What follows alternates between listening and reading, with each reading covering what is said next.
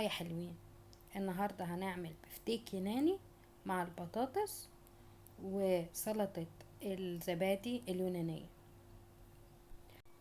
وصفة البرجر دي خلت محلات كتيرة من ماكدونالدز تقفل في اليونان.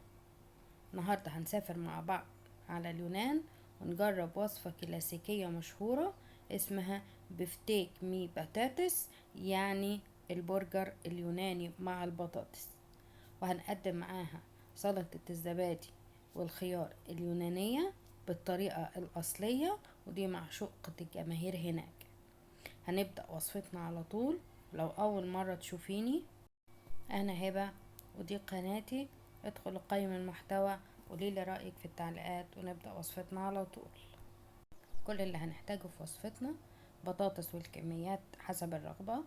الخلطة اللي هنحطها على اللحمة المفرومة ده عبارة عن بقسماط مع متلين في اللبن، حليب، وكوباية شوربة، دي شوربة أو مرقة، واللحمة المفرومة وبيضاية. هنحط نتبل اللحمة المفرومة الأول. هنحط نكسر عليها بيضة وملح وفلفل ومعلقة نعناع، ودي ضروري في الوصفة. بعد كده هنحط في الخلاط الخلطة اللي هي عبارة عن بقدونس وشبت وطماطمايه كبيرة وبصلاية كبيرة وليمونتين، وهنضربهم كويس في الخلاط وبعدين نصفيهم. طبعا هنحط كل الحاجات دي اللي هي البقسماط باللبن، والخلطة اللي هي بقدونس وشبت وطماطم وبصلة اللي عملناهم في الخلاط وصفناهم، هنحطهم على اللحمة ونفضل نعجن فيها كويس اوي. هنضيف عليهم معلقتين زيت زيتون ونقلبهم كويس قوي لغاية ما تطلع الشرايط اللي بتبقى موجودة في اللحمة المفرومة. الصينية بتاعتنا هنرص فيها البطاطس المقطع حلقات او مربعات، وفوقيها الشوربة شبت وبقدونس ومعلقتين زيت زيتون ما طلعوش في التصوير بس انا حطاهم. وبعد كده هناخد قطع البرجر نكورها وبعدين نفردها زي البرجر ونحطها نرصها فوق البطاطس اللي بالشبت والبقدونس. عايزين تحطوا كمان نعناع اخضر، تمام، ده حسب الرغبة.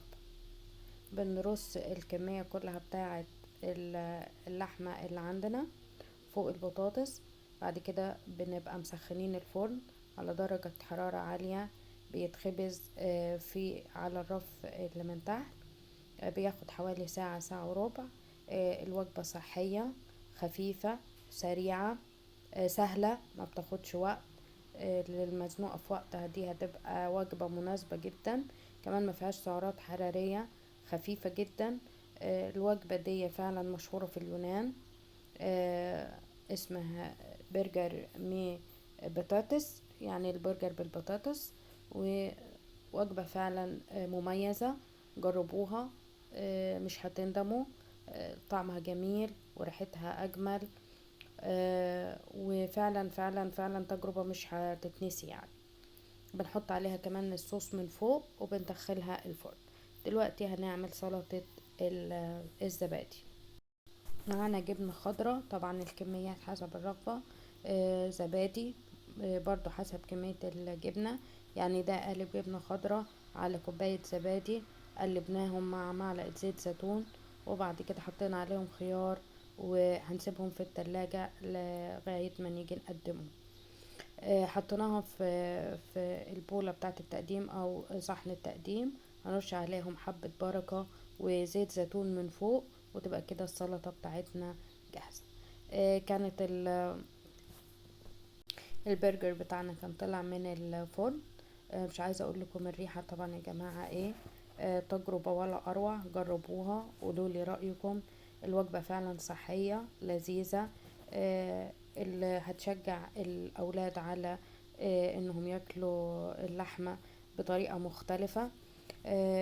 كلنا بنحتاج احيانا للتجديد والتغيير، وجبات تبقى عايزينها خفيفة وسريعة متاخدش مننا وقت. الوجبة فعلا تستحق التجربة. جربوها وقولولي رأيكم. لو وصلت معايا لغاية هنا ما تنسيش اللايك والشير وسبسكرايب.